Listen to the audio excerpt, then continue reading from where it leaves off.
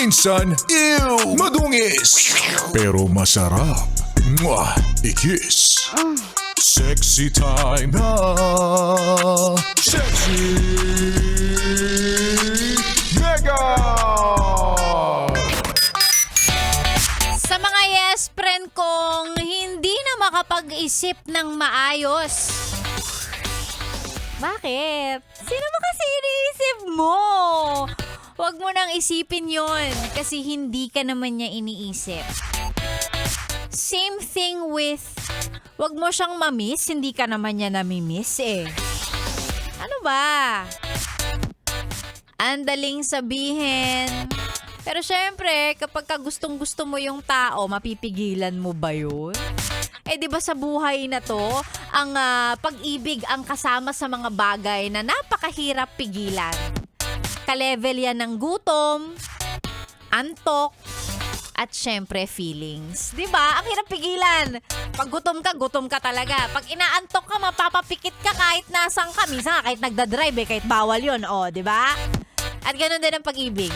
Pag gusto mo na, ang hirap ng pigilan niya. Hindi na kaya. Pag na-fall ka na, andong ka na eh. Yan. Wala. Ako, si Sexy Megan, hanggang remind lang ako. Habang maaga pa, ikaw matanda ka na, alam mo na yung ginagawa mo. Habang maaga pa, kung alam mong wala namang kahihinatnan, lalong-lalo na pagdating sa relationship, right? Kung alam mong hindi naman pwede, di ba? Hindi ka nga niya pinapansin, yung mga message nga sa'yo. Di ba? Yung mga message niya o message mo sa kanya. Mga message mo nga, hindi niya nire-replyan eh. Alam mo na yan, walang kahahantungan yan. Kaya dapat hindi ka na-fall sa mga pasimpleng hi, hello at good morning niya sa'yo. Ito rin eh. Tanga pagdating sa pag-ibig. Charot! Bawas-bawasan mo. Kasi ikaw lang din ang nasasaktan. May hugot ang aga-aga. 10:38 sa orasan ni Sexy Megan.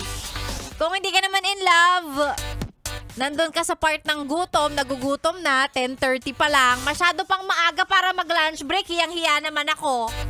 Ha? May mga ganyang opisina, wala, 10:30 pa lang, naka-lunch break na, nakalagay na dun sa salamin.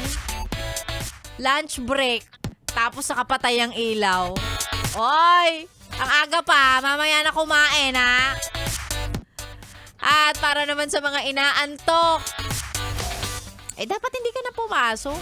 Mahirap pigilan ng tulog. At isa pa, ang antok, mas malala, mas grabe pagka nasa trabaho. Hindi ko alam. Di ba, na-experience mo yan?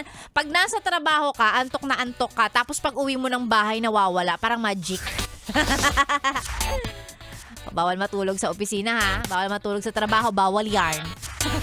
Sexy Megan po ang niyong kasama hanggang mamaya pantanghali.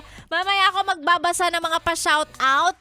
Mamaya kasabay ng pag-a-announce ko kung sino ang mananalo ng 500 pesos sa ating pera-pera lang yan promo.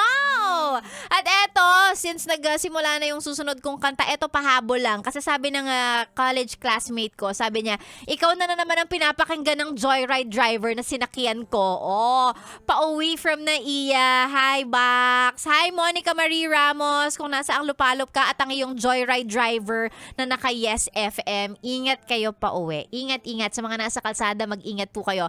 Sexy Megan ang inyong kasama dito lang sa stasyong masarap pakinggan. Ikaw ang number 1. This is 101.1 Yes FM. Solid!